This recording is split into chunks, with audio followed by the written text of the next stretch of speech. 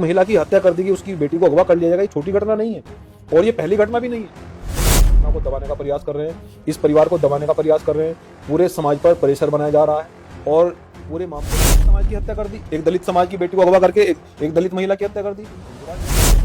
कोई हिंदू संगठन बोला, आरएसएस संगठन का कोई बयान आया, आरएसएस के मोहन भागवत प्रमुख का बयान आया, उन्होंने कल स्टेटमेंट जारी किया। संजीव, मेरठ के कपसाड़ में जो हुआ वो आपने देखा होगा, लेकिन जिस तरीके से एक महिला की हत्या और बेटी को अगवा कर देने वाला ये मामला लगातार तूल पकड़ रहा है, जिसमें तमाम नेता वहां पर पहुंचने की कोशिश कर रहे थे, जिनको पुलिस ने जगह जगह रोका। और इस पूरे मामले को लेकर के मेरे साथ मंजीत सिंह नौटियाल मौजूद है, जो कि भीम आर्मी जय भीम के राष्ट्रीय अध्यक्ष हैं। उनसे बातचीत करेंगे इस पूरे घटनाक्रम को वो कैसे देखते हैं। जी बहुत बहुत स्वागत आपका। जी बहुत बहुत शुक्रिया, धन्यवाद। तो नौटियाल जी, कैसे देख रहे हैं इस पूरे घटनाक्रम को, जिस तरीके से वहां पर एक दलित महिला की हत्या और फिर बेटी को अगवा करने का मामला ये लगातार पूरे पश्चिमी उत्तर प्रदेश में तूल पकड़ रहा है और तमाम लोगों को इस पूरे घटनाक्रम ने झकझोर कर रख दिया है। देखिए, इस घटना ने संविधान पर सवाल उठा दिए हैं, इस घटना ने संविधान की आत्मा को छिन्न भिन्न कर दिया है और ये घटना हमें सोने नहीं दे रही है।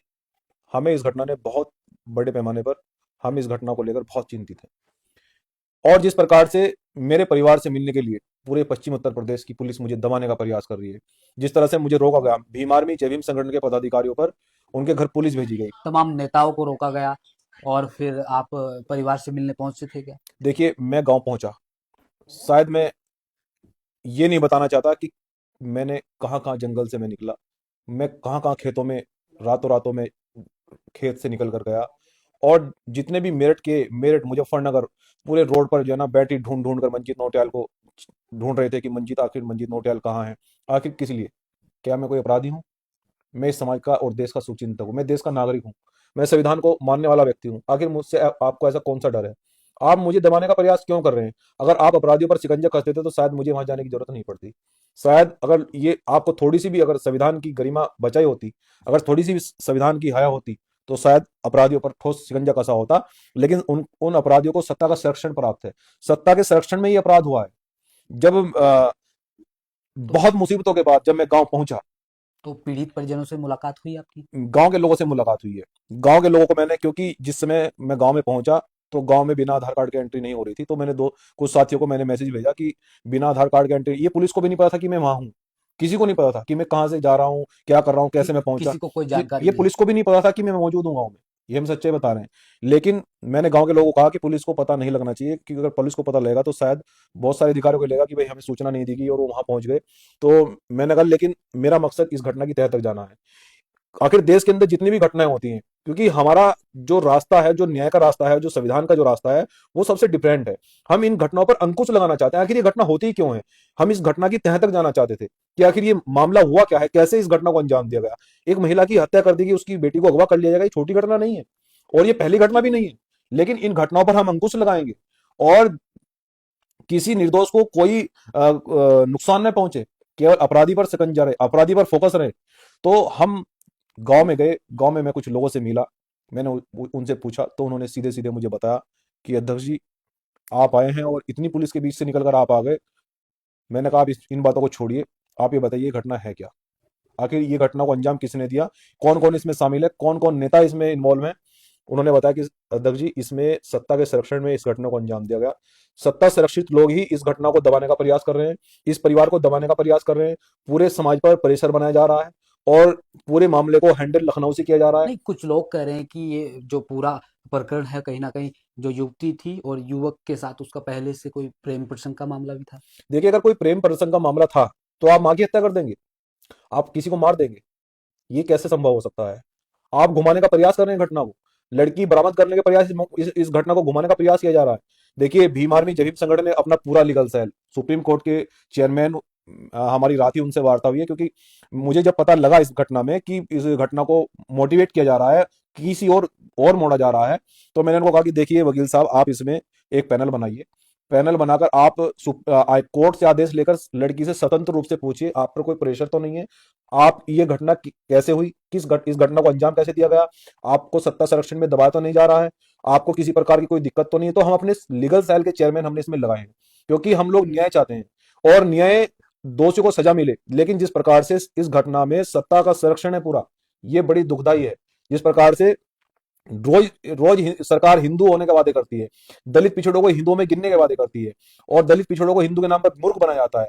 आज वो हिंदू संगठन कहाँ है? आज एक बेटी को अगवा करके उसकी मां की हत्या कर दी नहीं, गई है। वहाँ सत्ता के जो नेता हैं, चाहे पूर्व विधायक संगीत सोम हो, वो तो कह रहे हैं कि हम परिवार के साथ निरंतर डट कर खड़े हैं और दोषियों को कड़ी से कड़ी सजा दिलाएंगे। तो कहाँ है जेसीबी? कहाँ है बुलडोजर? कहाँ है बुलडोजर? और कहाँ है जो बताते हैं कि हम यमराज के पास पहुंचा देंगे एक बेटी को?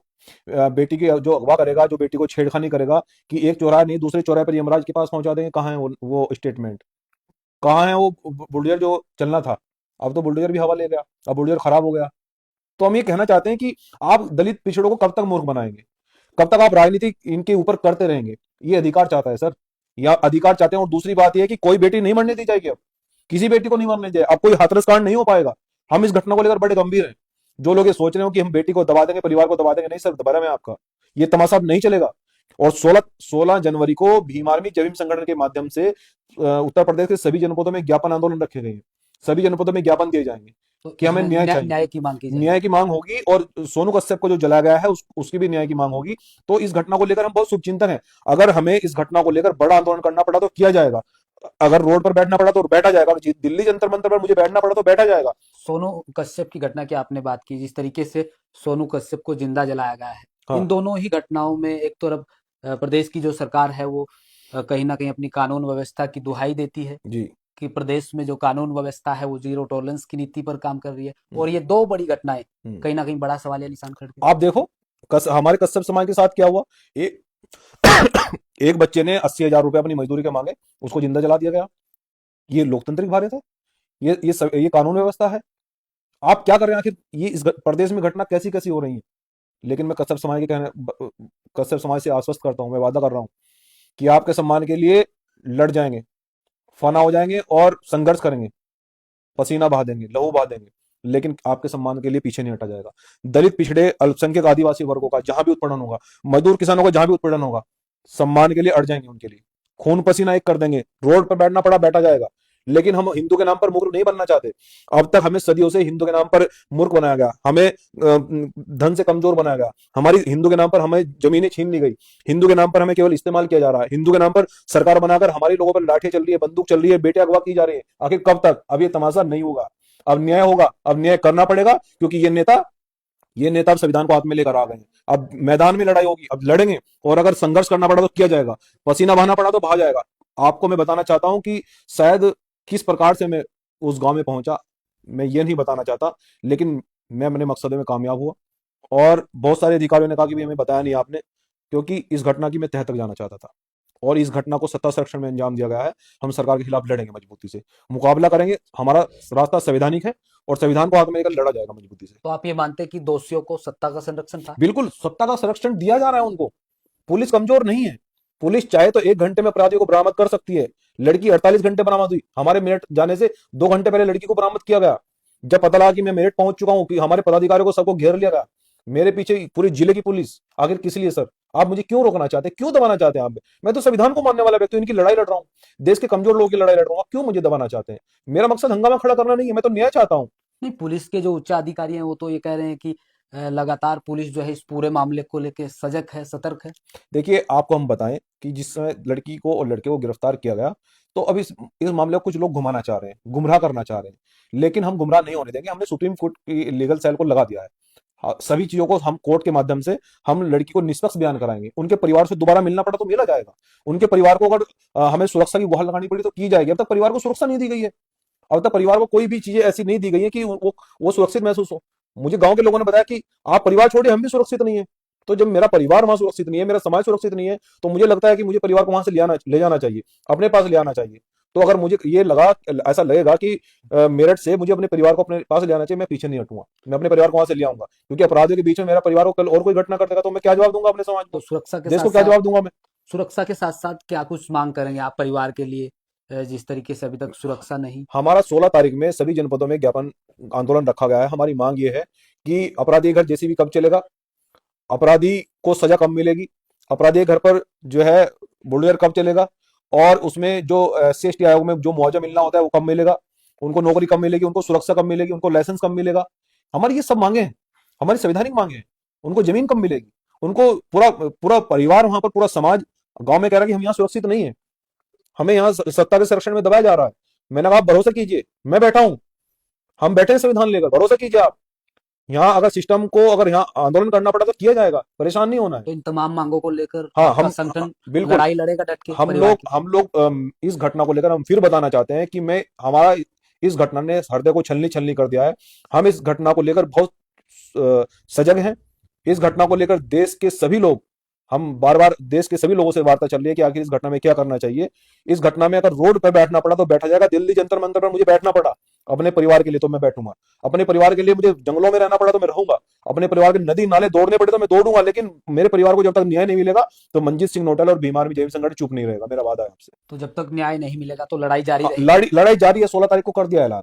और सोनू कश्यप के लिए भी बड़ा ऐलान है, सोनू कश्यप भाई के लेकर कि अगर सोनू कश्यप के हत्यारों को अगर जल्द गिरफ्तार नहीं किया गया, उनको सजा नहीं हुई, हम इसमें भी बड़ा रूप लेंगे। 16 तारीख में हमने रखा है। और एक बात और बताना चाहते हैं हम कि देखो कि अब कश्यप समाज के भाई को एक मारा गया, जिंदा जला दिया गया। कोई हिंदू संगठन बोला, आरएसएस संगठन का कोई बयान आया, आरएसएस के मोहन भागवत प्रमुख का बयान आया, उन्होंने कल स्टेटमेंट जारी किया कि हिंदू राष्ट्र घोषित हो चुका है। देखो आप इनकी साजिश देखो कि 2 दिन पहले एक लड़की को अगवा करके उसकी मां की हत्या कर दी गई, एक पिछड़े समाज के व्यक्ति को जिंदा जला दिया गया। वो कह रहे हैं कि हिंदू राष्ट्र घोषित हो चुका है। मैं अपने दलित पिछड़े मुसलमान भाइयों से कहना चाहता हूं कि समझो, कब समझेंगे आप? ये लोकतांत्रिक भारत से किसी के बाप की जागीर नहीं है, ये देश सबका है। और सबसे ज्यादा बहुजन समाज के लोगों का, दलित पिछड़े अल्पसंख्यक आदिवासी लोगों का ये देश है। ये मजदूर किसानों का देश है, ये मजदूर किसान प्रधान देश है। नहीं, वो तो कहते हैं कि किसी की हिंदू बाप की हिंदू जागीर सब नहीं है। एकजुट है। उन्होंने कहा था एक पिछड़े समाज की हत्या कर दी, एक दलित समाज की बेटी को अगवा करके एक दलित महिला की हत्या कर दी, हिंदू राष्ट्र घोषित हो गया उनका। यही तो मकसद है उनका। मजदूर किसान खेत में हल चलाते चलाते मर जाएगा, अगर मजदूर किसान की एसी में बैठेगा तो इनके पेट में दर्द हो जाएगा। यही तो मकसद है इनका।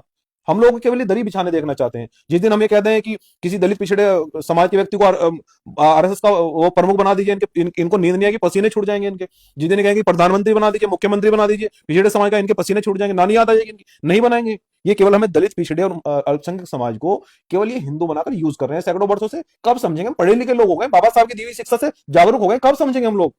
हमारे कितने इन्होंने आरक्षण को समाप्त कर दिया, बिल्कुल सब चीजों को, शिक्षा बंद कर दी इन्होंने। तो अगर पढ़ेंगे तो बढ़ेंगे कैसे? तो सब चीज को समझना होगा। मेरठ की घटना को लेकर हम किसी भी रूप से चूप नहीं रहने वाले, लड़ेंगे संविधान को हाथ में लेकर। और हमारी लड़ाई संवैधानिक है।